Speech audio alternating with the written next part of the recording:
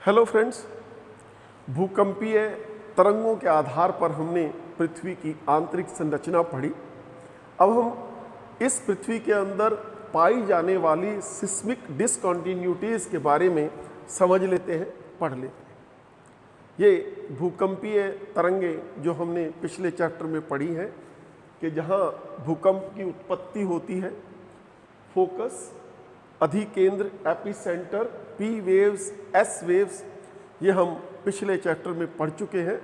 Just to remind you the things, ये हमारी table है जिसमें हम पी वेव्स, एस वेव्स की गति की बात कर रहे हैं कि किस तरह से इनकी गति में गहराई में जाते हुए बदलाव आ जाता है।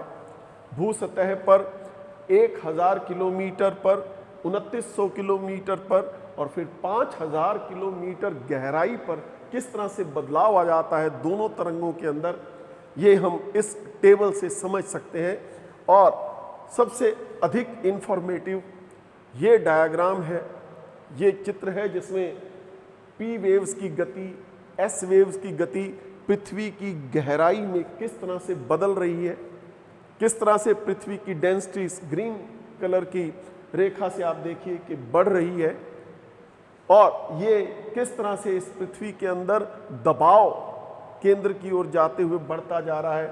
और ये इस तरंगों पर आधारित हम inner core, outer core, lower mental, upper mantle और सरफेस ऑफ द अर्थ के अंदर पृथ्वी की अलग अलग परतों में विभाजित करते हैं। लेकिन आज के लेक्चर का जो हमारा उद्देश्य है वो इन परतों के बीच में जो ट्रांजिशन जोन है, उन ट्रांजिशन जोन को हम डिसकंटिन्यूटीज कहते हैं। हिंदी में असातत्य या असंतति शब्द इनके लिए प्रयोग किया जाता है। आइए आज हम इनके बारे में जानते हैं, इनके बारे में समझते हैं।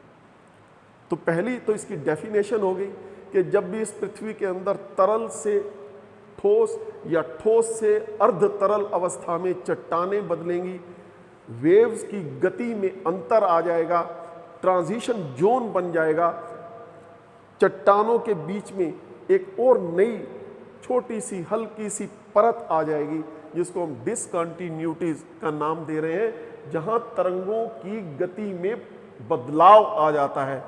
और उस बदलाव का कारण है कि चट्टानों की फिजिकल केमिकल प्रॉपर्टीज में अंतर आ जाएगा, घनत्व में अंतर आ जाएगा, अर्ध तरल या ठोस अवस्था जैसी अवस्था में फर्क आ जाएगा, तो हम उसको डिसकंटिन्यूटीज कह देते हैं। सबसे पहले दो हमारी डिसकंटिन्यूटीज है, एक है मोहोरोविसिस डिसकंटिन्यूटी। हमारे क्रोएशिया के ये जियोलॉजिस्ट जिन्होंने सबसे पहले इस डिसकंटिन्यूटी के बारे में बताया कि क्रस्ट और मेंटल के बीच में दिस पार्ट, दिस इज मोहोरोविसिस। ये इस डायग्राम में चट्टानों की परत की मोटाई को प्रोपोर्शनेट नहीं दिखाया है, समझने के लिए कि हमारी पृथ्वी में ये अलग अलग परतें हैं, अलग अलग डिसकंटिन्यूटीज हैं। इस डायग्राम को ऐसे बना है। क्रस्ट और मेंटल के बीच में जो डिसकंटिन्यूटी है, इसको मोहोरोविसिस का नाम दिया गया है। ये 500 मीटर की मोटाई, थिकनेस लिए हुए है, लेकिन ये जो गहराई पर जब पाई जाती है तो पर्वतों के नीचे इसकी गहराई अलग है, सागरीय सतह के नीचे इसकी गहराई अलग है।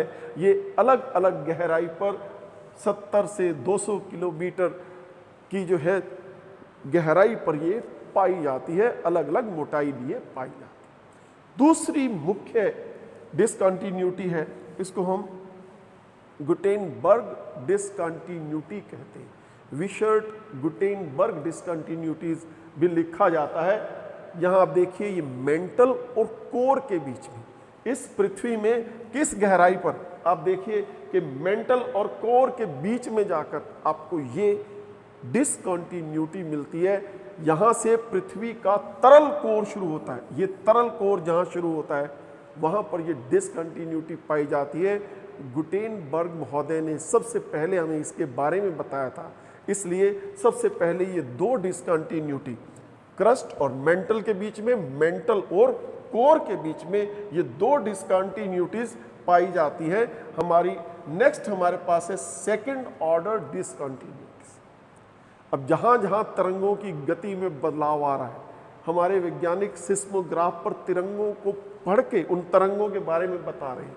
देखिए, ये क्रस्ट के दो भाग बन जाते हैं, अपर क्रस्ट एंड इनर क्रस्ट। सियाल और सीमा में जहाँ परिवर्तन आ रहा है, ग्रेनाइट और बेसाल्ट की चट्टानों में जहाँ अंतर आ रहा है, वहाँ पर ये कॉनराड डिसकंटिन्यूटी पाई जाती है।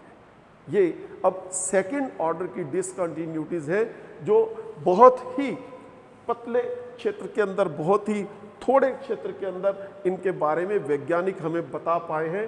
कॉनराड डिसकंटिन्यूटी इसको कहा जाता है। विक्टर कॉनराड महोदय के नाम से 10 से 35 किलोमीटर की गहराई पर सियाल और सीमा के बीच में, या ग्रेनाइट की चट्टानें और बेसाल्ट की चट्टानों के बीच में इस पृथ्वी के अंदर ये कॉनराड डिसकंटिन्यूटी पाई जाती है। नेक्स्ट इज, इस मेंटल के भी दो भाग हैं। इसको हम रैपिड डिसकंटिन्यूटी कहते हैं, जहां आउटर मेंटल और इनर मेंटल।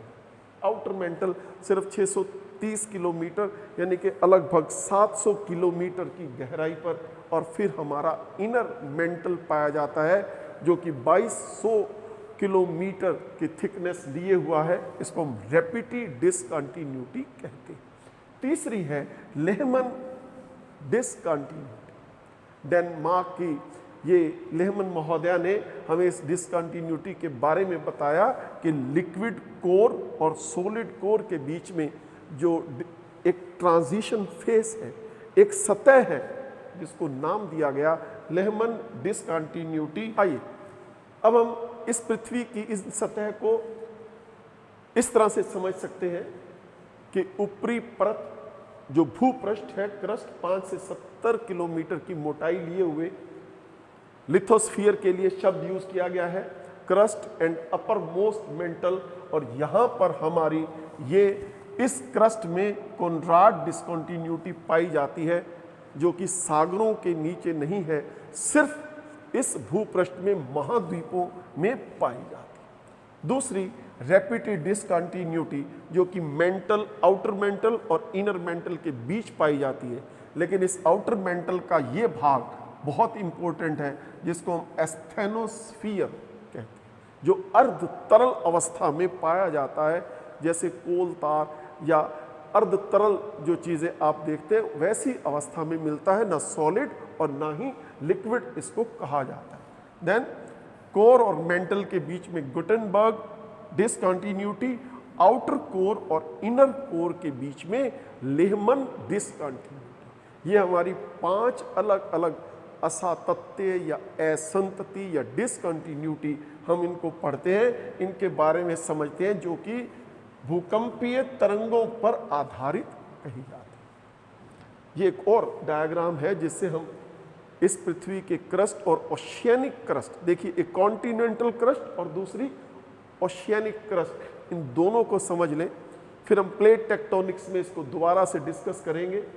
ये हमारी ऊपरी सतह भूपृष्ठ की, जहाँ ज्वालामुखी पर्वतों की श्रृंखला दिखाई गई है, कॉन्टिनेंटल क्रस्ट दिखाया गया है, इसको लिथोस्फीयर ऊपरी मेंटल का भाग जोड़कर इस क्रस्ट के अंदर कहा गया है, और ये हमारा एस्थेनोस्फीयर दुर्बलता मंडल कहा गया है। ये हमारी जो परत है बेसाल्ट की बनी है, जिसको हम ओशियनिक क्रस्ट कह रहे हैं, ये हमारे लिए बहुत ही इम्पोर्टेंट है। किस तरह से हमारी प्लेट्स खिसकती हैं और किस तरह से भूकंप वाले क्षेत्र या ज्वालामुखी वाले क्षेत्र बनते हैं, जब हम उनका डिस्कशन करेंगे तो इस डायग्राम को फिर समझेंगे। यहाँ आप ये समझिए कि ये ऊपरी मेंटल का asthenosphere, lithospheric plate, continental crust, volcanic mountains की श्रृंखला, इधर से आप देख सकते हैं कि किस तरह से एस्थेनोस्फीयर और ये हमारी ओशियनिक क्रस्ट और महासागर ट्रेंचेस कैसे बनते हैं। ये सब चीज़ें हम जब ज्वालामुखी और भूकंप क्षेत्र की बातें करेंगे तब हम इनके बारे में पढ़ें। Thank you very much. ये हमारी सिस्मिक डिसकंटिन्यूटीज़ के बारे में एक विचार था। इसको आप को कोई भी शक हो, इसके बारे में आप कुछ भी समझना, जानना, पूछना चाहते हो तो आप मुझे मेल कर सकते हैं। Thank you very much. Thank you.